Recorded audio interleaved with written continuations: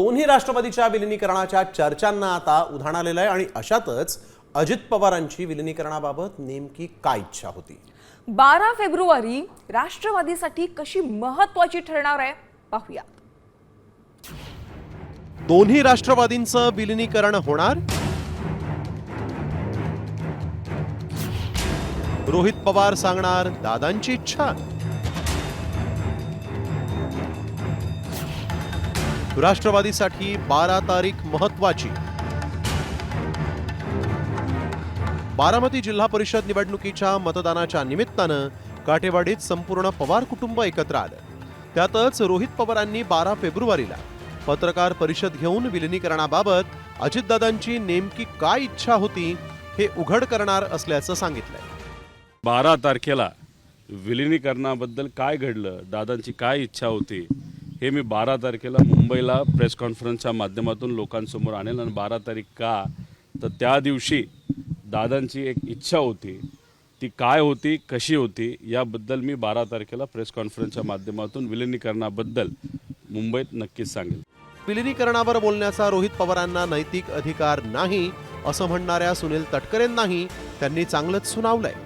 दरम्यान विलीनीकरणाचा निर्णय सुनेत्रा पवार घेतील असं विधान तटकरेंनी केलंय। नैतिक अधिकार पक्षावर बोलण्याचा नसेल, पण तटकरे साहेबांना एवढंच मला सांगायचं आहे, भावनिक अधिकार मला आहे। गेल्या काही महिन्यांमध्ये दादांनी बऱ्याच काही गोष्टींबद्दल जे काय मला सांगितलेलं आहे, नाही तर काही जवळच्या लोकांना तिथं सांगितलेलं आहे, ते कदाचित फक्त जवळच्याच लोकांना सांगितलं।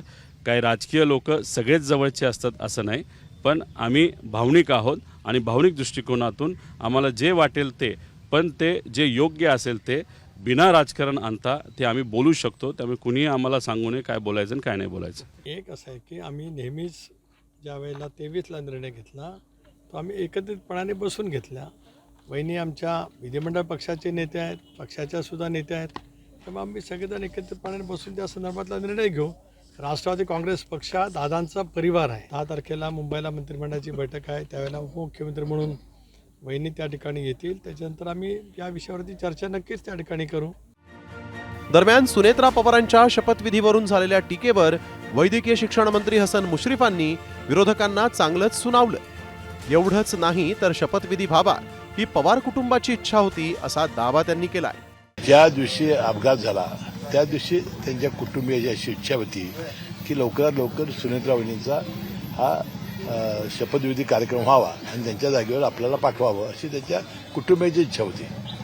आता पवार घराणं हे 3 दिवसांनी आपले सगळे विधी आटोपतात, ते पुरोगामी घराणं आहे आणि त्यामुळे 3रा दिवस झाल्यानंतर 4थ्या दिवशी सुनेत्रा वहिनींना उपमुख्यपदाची शपथ दिली। प्रफुल्लभाई पटेल अनेक वर्ष पवार साहेबांच्या बरोबर त्यांनी काम केलेलं आहे, ते कार्याध्यक्ष म्हणून अनेक वर्ष राष्ट्रवादीचे काम करतायत आणि सुनील तटकरे हे साहेब हे प्रदेशाध्यक्ष आहेत। मग आता मला सांगा, दादांच्या अचानक जाण्यानं ही जबाबदारी कोणी मिटिंग कोणी बोलवायची? ज्या पक्षाची नेत्याची जबाबदारी तेव्हा त्यांच्यावर दुर्दैवानं नीतीनं टाकलेली आहे, त्यांनी जर काही पुढे पाऊल टाकलं आणि मिटिंग बोलवली आणि सुनेत्रा वहिनींनाच उपमुख्यमंत्री केलं तर ते विलन कशी काय ठरू शकतात? शरद पवारांनी मुख्यमंत्री विलीनीकरणाच्या चर्चेत नव्हते, त्यामुळे त्यांना यात बोलण्याचा काय अधिकार आहे असं म्हणत राष्ट्रवादीच्या विलीनीकरणाचा मुद्दा अधोरेखित केला होता। त्यामुळे आता विलीनीकरणानंतर शरद पवारांची राष्ट्रवादी महायुतीसोबत राज्याचा कारभार तसाच सुरू ठेवणार का? हे विलीनीकरण भविष्यात दोन्ही पक्षांसाठी कसं फायदेशीर ठरणार हे पाहणं महत्त्वाचं असेल। ब्युरो रिपोर्ट, साम टीव्ही न्यूज।